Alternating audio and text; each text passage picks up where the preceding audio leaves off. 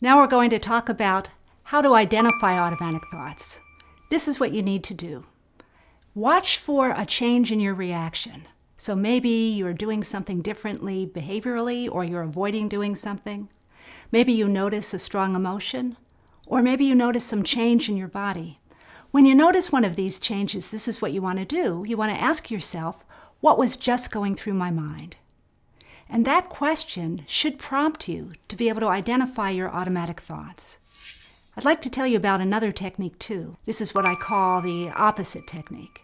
When you can't figure out what's going through your mind, you can pose the thought to yourself that you think is opposite from the one that you're actually having. So let me think if I can think of an example from myself. I was feeling a little anxious getting together the materials for this course. And the thought that I was having was not immediately on my mind, so I thought the opposite. So, Judy, are you thinking this course is going to be great and everyone's going to love it? And then I realized, my automatic thought is, what if I don't do very well in preparing this course? Giving clients the thought that you think is opposite to the one that they actually had can prompt them to be able to identify what their thought was. There are a lot of other techniques you can use to help clients identify their thoughts and evaluate their thoughts. We'll be talking a lot more about those techniques in future courses. I'd like to show you another example of giving the opposite thought from the next video.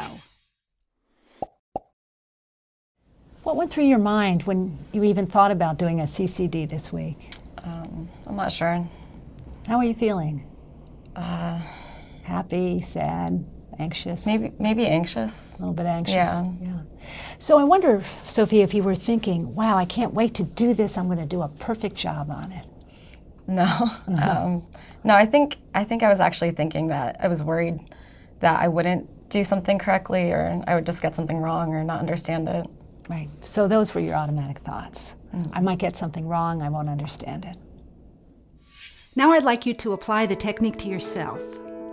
Let's imagine that it's time to start working on the course again, but you find yourself playing a video game on your cell phone instead. I'd like you to give yourself the opposite thought that you probably had.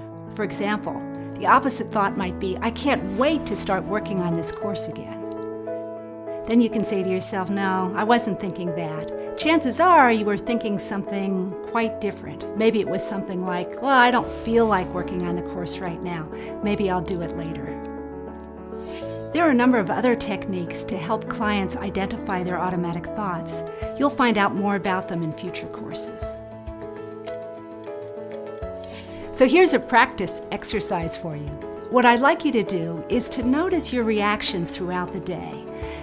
Notice if you have a change in your emotion, if there's a change in what you're experiencing physiologically, or if there's a change in your behavior.